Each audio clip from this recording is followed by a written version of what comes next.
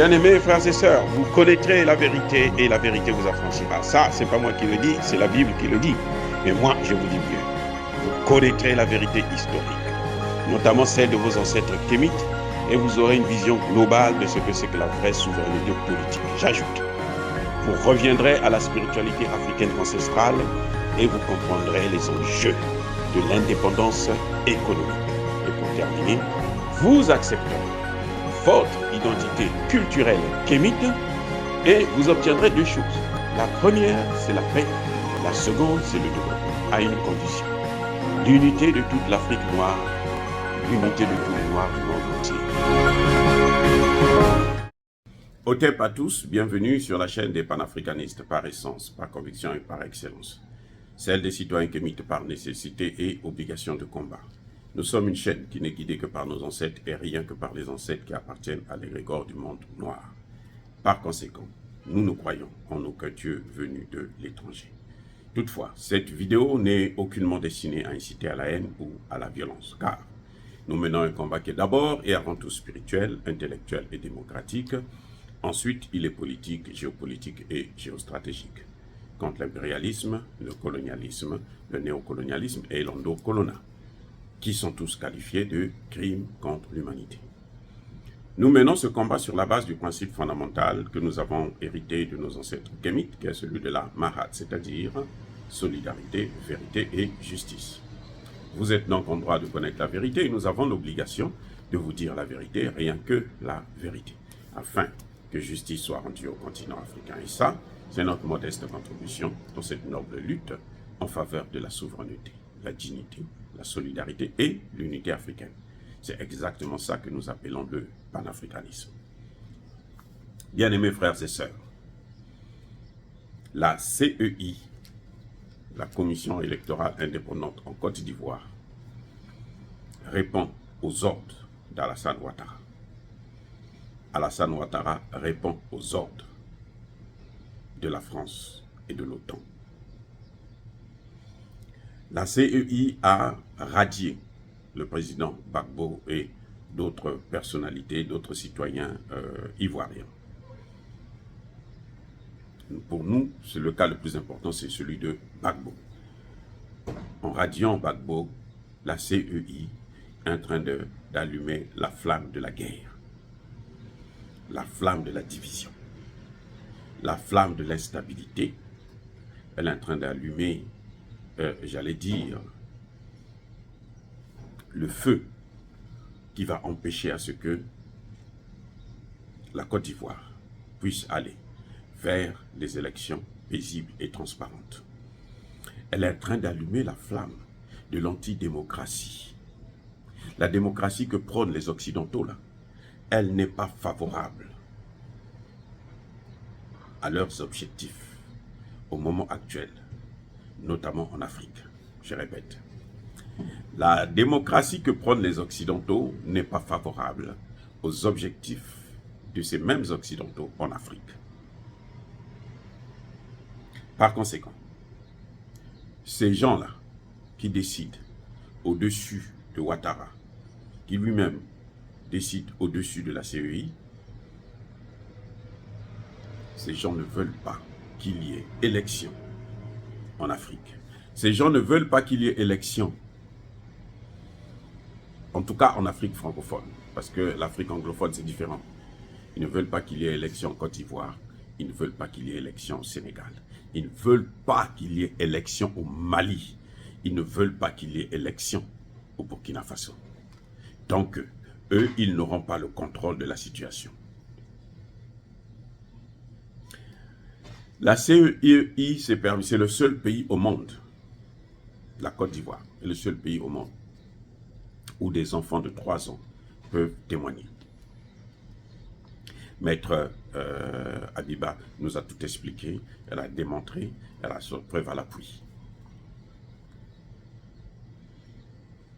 C'est le seul pays au monde. Moi, je n'ai jamais vu des enfants de 3 ans aller voter.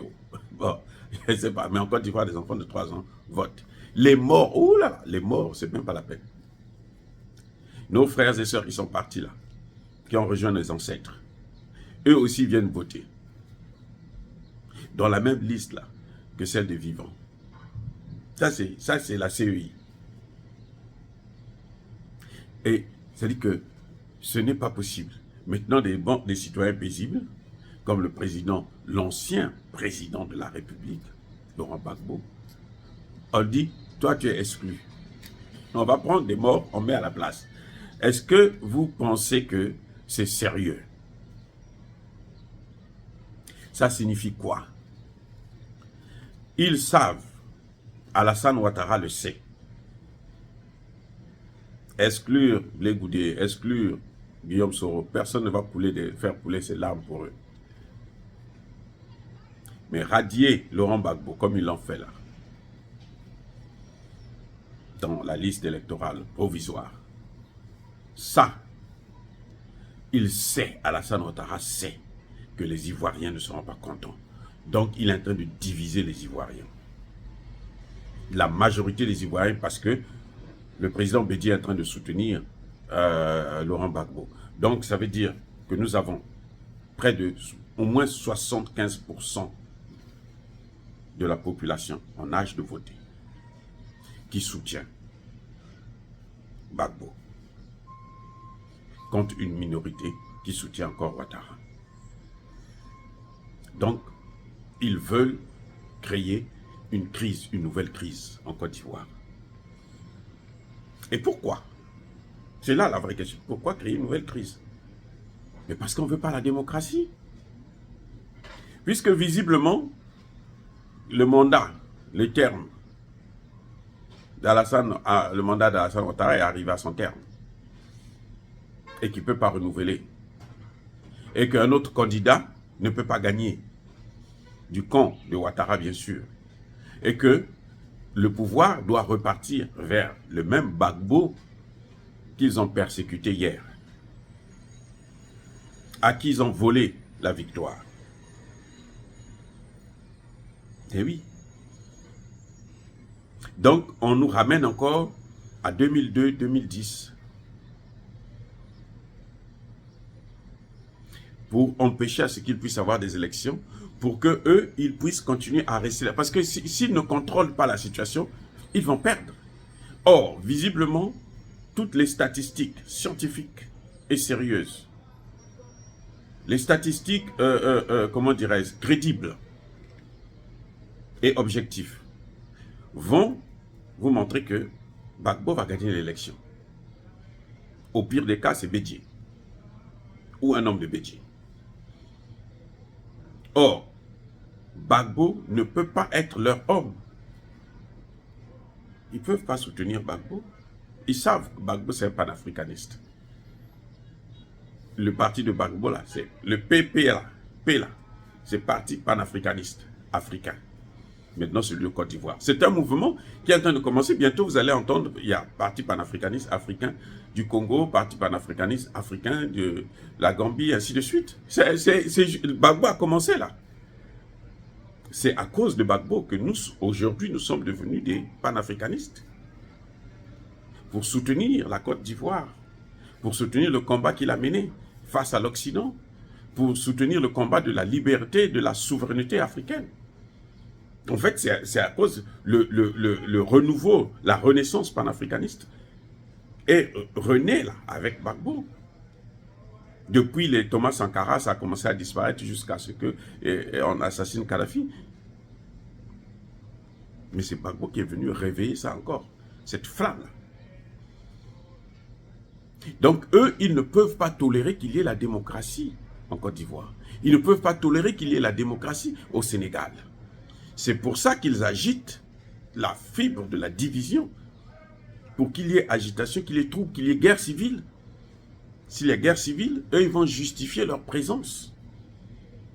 Qu'ils vont maintenir pendant plusieurs années. C'est pour ça que je dis, mais lorsque Sonko appelle à la communauté internationale de comprendre, mais c'est cette communauté internationale qui est derrière le conflit. Quand vous voyez au Mali, ils n'ont pas le contrôle de l'élection prochaine au Mali. Ils n'ont pas le contrôle. Ils n'ont pas. Si le Mali organise des élections aujourd'hui, là, ça ne peut être qu'un homme d'Assimi Goïta qui va prendre le pouvoir. Même si Assimi Goïta ils font tout pour qu'il ne se présente pas. À supposer qu'il ne se présente pas. Ça va être un autre Assimi Goïta. Et celui qui va venir là sera peut-être même plus dur qu'Assimi Goïta. Là. Pareil pour le Burkina Faso. Ils ne contrôlent pas la situation. Ils n'ont aucun intérêt qu'on arrive aux élections. Donc il faut tout faire pour créer des crises dans ces pays. C'est pour ça qu'ils parlent au Mali, droits de l'homme, en Côte d'Ivoire, radiation, ainsi de suite, Sénégal, on met Macky Sall contre Sanko. Non. Macky Sall est un président élu. Son mandat n'est pas encore arrivé à son terme. Et voilà, c'est aussi simple que ça. Mais ils font tout pour que... non, Macky Sall doit se prononcer. Il n'est pas obligé de se prononcer. Est-ce que la Constitution lui dit qu'il doit se prononcer aujourd'hui? Non. Rien ne vous dit ce qu'il veut faire demain. Mais pourquoi il y a la fumée sans crâne? Parce qu'eux, ils sont derrière, ils sont en bas. Ces gens-là ne veulent pas, les Occidentaux, l'OTAN, ne veut pas qu'il y ait élection au Sénégal, en Afrique. Tant qu'eux, ils ne contrôlent pas le système, le processus. S'ils contrôlent le processus, oh, ils vont tous acclamer. Parce qu'ils savent qu'ils vont placer leur type. En Côte d'Ivoire, on a vu comment l'ambassadeur de France, l'ambassadeur des États-Unis et le représentant spécial, le numéro 1 de l'ONU, ils prennent le président de la CEI, ils amènent quelque part dans un hôtel, disent, allez, proclame les résultats en faveur de Ouattara. Et la larme sous la gorge. L'ambassadeur, je répète encore, l'ambassadeur de France, des États-Unis et le numéro 1 de l'ONU en Côte d'Ivoire. Voilà ce qui a fait que Alassane Ouattara puisse être là. Puisque là, ils ont contrôlé l'élection. Contre, bien entendu, le sang des Ivoiriens. Parce que les chars français ont marché, ont roulé sur des Ivoiriens. C'est pour ça d'ailleurs qu'ils ne veulent pas qu'on regarde ce procédé des gens qui sont morts dans cette crise. Voilà ce qui est en train de se passer en Côte d'Ivoire. En réalité, ce que fait la CEI, c'est ce que veut Alassane Ouattara. Et ce que veut Alassane Ouattara, c'est ce que veut la France et ses alliés de l'OTAN. Ils ne veulent pas perdre la Côte d'Ivoire. Ils ne veulent pas perdre le Sénégal. C'est pour ça que vous voyez toute cette agitation-là. C'est à nous, Africains, d'être vigilants pour ne pas tomber encore dans une crise qui va leur donner la possibilité de reprendre la main. Dire cela, c'est inciter à la haine ou à la violence, non. Encore une fois, bien-aimés frères et sœurs, soyez bénis, abondamment bénis par le Dieu des Kémites et par nos ancêtres angélisés. Mais que tous ceux qui persécutent le continent africain, le pillent et le déstabilisent, qu'ils soient noirs, blancs, chinois, arabes, indiens, qui qu'ils soient maudits, punis, foudroyés, neutralisés, effacés, écrasés par ce Dieu des Kémites et par nos ancêtres angélisés. Vive l'Afrique éternelle, j'ai dit et j'assume.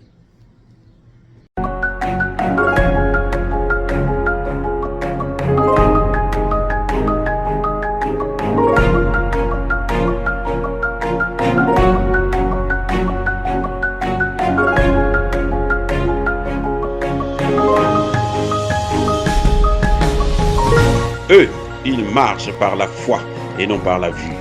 Mais moi, je vous conseille vivement de marcher par la connaissance scientifique et historique, notamment celle de nos ancêtres kémites, par les 5 sens et par l'intelligence. Abou Abia.